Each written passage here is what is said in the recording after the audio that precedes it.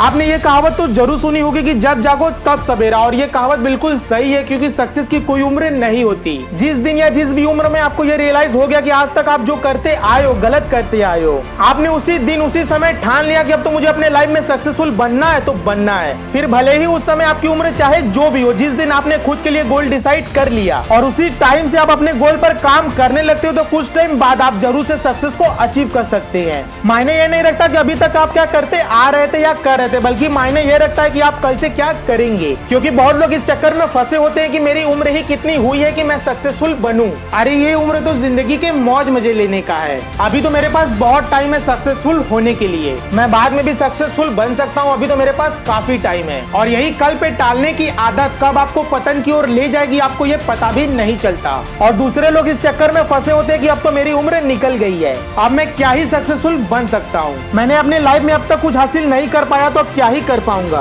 अब तो मेरे पास टाइम ही नहीं है, मुझे जो करना था मैं कर चुका हूँ, अब सब कुछ खत्म हो चुका है। अगर आप इन दोनों बातों में से किसी एक बात को सोचते हैं तो आप पूरी तरह से गलत हैं।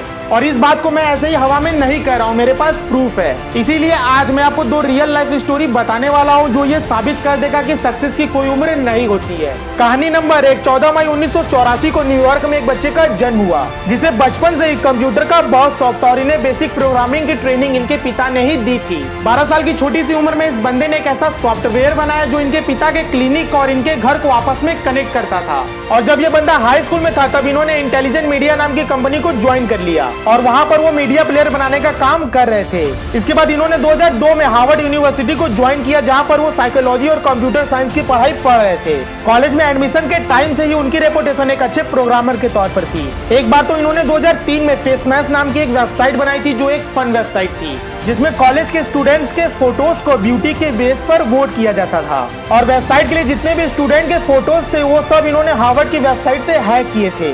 फेसमैश का आइडिया इतना हिट साबित हुआ कि उनके कॉलेज का सर्वर ही क्रैश कर गया और इसी के दौरान उनके कॉलेज में दिव्या नरेंद्र एक सोशल मीडिया का आइडिया लेकर इनके पास आए और इनके पास दो पार्टनर भी थे, टाइलर और कैमरन, और वह इस वेबसाइट को कॉलेज स्टूडेंट के लिए बनाना चाहते थे जिसमें इस साइट से जुड़े स्टूडेंट्स एक दूसरे के फोटोज को लाइक कर सकेंगे और उस पर कमेंट भी कर सकेंगे। इस बंदे को इन सभी का आइडिया पसंद आया और उन्होंने तुरंत इस पर काम करना शुरू कर दिया और इसी काम के दौरान सोशल मीडिया वेबसाइट शुरू करने का आइडिया भी आया। और इस बंदे ने 2004 में मात्र 19 साल की उम्र में thefacebook.com नाम के डोमेन को रजिस्टर कराया जो आगे चल के दुनिया के सामने आया। अब तो आप समझ ही गए होंगे कि मैं मार्क ज़करबर्ग की बात कर रहा हूँ। जहाँ फेसबुक को कॉलेज के स्टूडेंट्स इस्तेमाल कर रहे थे आज उसी का इस्तेमाल पूरी दुनिया कर रही है। जब उन्होंने फेसबुक बनाई तब उनकी उम्र सिर्फ 19 साल थी और 23 साल की उम्र आते आते वो एक बिलियनियर बन चुके थे। उस समय उन्हें दुनिया का यंगेस्ट बिलियनियर होने का खिताब भी मिल चुका था। कहानी नंबर 2, 9 सितंबर 1890 को हेनरीविल इंडियाना में एक बच्चे का जन्म हुआ जो बहुत ही गरीब फैमिली से बिलोंग करता था।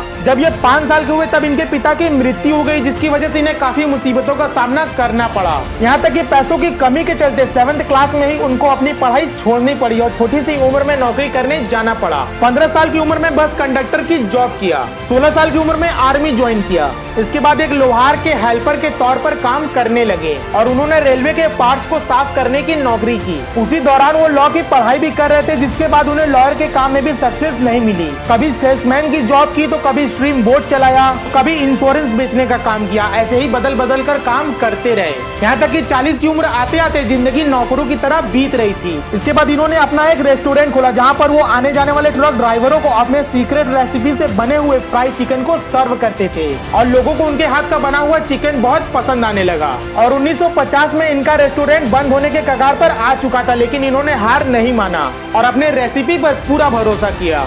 इसीलिए इन्होंने अपने रेसिपी का नाम KFC रख दिया। अब तो आप समझ ही गए होंगे कि मैं बात कर रहा हूँ कर्नल सैंडर्स की। आज इनका व्यापार 145 देशों में 24,000 से भी ज्यादा आउटलेट्स है और तब से लेके आज तक KFC दुनिया के सबसे सक्सेसफुल फूड चेन में से एक है। जहाँ लोग कम उम्र में होने के बाद भी रिजेक्शन से हार मान लेते हैं वहीं ये बंदा जिद्दी था। सैकड़ों फेलियर्स का सामना करने के बाद 65 साल की उम्र में सफलता मिली और ऐसी मिली कि वह एक नौकर से लेकर अंत तक एक बिलियनियर बन गए। जब ये लोग कर सकते हैं तो आप क्यों नहीं कर सकते हैं। एक वो बंदा था जो काफी कम उम्र में सक्सेस को अचीव किया और एक वो बंदा है जो काफी उम्र निकल जाने के बाद भी सक्सेस को अचीव किया। इसीलिए आप कभी भी ये मत सोचिएगा कि अभी तो मेरे पास समय बचा है और ना ही कभी ये सोचिएगा कि मेरे पास से तो समय निकल चुका है, बल्कि ये सोचिएगा कि मेरे पास अभी समय है। सिर्फ अंतर है तो सोच का, जो आप सोच सकते हैं वो आप कर सकते हैं। अगर आपको वीडियो पसंद आए तो आप इस वीडियो को लाइक करके अपने दोस्तों के साथ शेयर कर सकते हैं, क्योंकि आपका एक लाइक हमें मोटिवेट करता है आपके लिए ऐसे ही वीडियोस बनाने के लिए। और चैनल को सब्सक्राइब करके बेल नोटिफिकेशन ऑन कर देना ताकि आपको ऐसे ही वीडियोस मिलती रहे। मिलते हैं किसी अगले धमाकेदार वीडियो में। जय हिंद।